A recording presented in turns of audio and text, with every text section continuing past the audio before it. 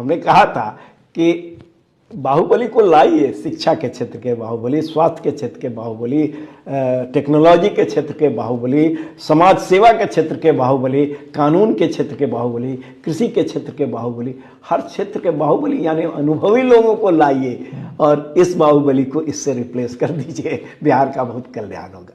तो क्यों नहीं समझ पाए बिहार के लोग ये, अगर इसको ऐसे पूछें? समझेंगे। देखिए, आप ये देखिए, कोई जेपी एजुटेशन शुरू हुआ था तो पहले इतने लोग थोड़ी इसमें थे। हमारे हॉस्टल में भी मीटिंग होती थी, 20-25 लोग आते थे, 50 लोग आते थे। धीरे धीरे विद्यार्थी, युवा वर्ग जुड़ते गया, और युवा जब आगे आते हैं तो बदलाव होता है। तो समय तो लगता ही, जेपी एजुटेशन 74 में शुरू हुआ था और 77 में वो ये जब इलेक्शन हुआ तो पब्लिक के अंदर एक था, रोष था, और ऐसा हुआ था कि उस समय तो बिहार, यूपी सब में एक भी एमपी कांग्रेस का नहीं जीत पाया था। तो समय लगता है।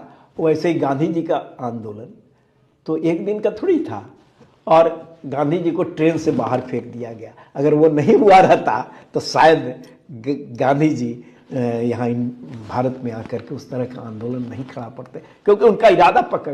उनसे एक चीज़ तो हम लोग सीखते हैं कि पक्का इरादा और आत्मविश्वास वाले व्यक्ति गांधी जी। कद काठी से तो बिल्कुल लीन एंड थीन थे, लेकिन पक्का मजबूत इरादे, मजबूत इरादा ठान लेते थे वो करना। हाँ बिल्कुल, वही बात यहाँ भी हम करना चाहते हैं। आपसे भी लोग यही सवाल पूछ रहे हैं कि आपने जनसुराज का साथ थामा है, प्रशांत किशोर के आप टीचर रहे हैं, उनके कहने पे पार्टी में आ गए हैं, तो लोग ये पूछ रहे हैं कि केसी सिन्हा जी हार तो नहीं जाएंगे, क्योंकि अब लड़ाई लंबी है, 5 साल की लड़ाई है, विपक्ष में रहने की भी जगह नहीं है, तो केसी सिन्हा जी हार तो नहीं जाएंगे, थक तो नहीं जाएंगे कि छोड़ो हटाओ कहाँ राजनीति? अपनी बातों को लोगों तक ले जाने में हारने की क्या बात है? वक्त चाहिए और लगे रहिए, फिर कहेंगे कि लगे रहिए, प्रयास जारी रखिए, सफलता जरूर मिलेगी।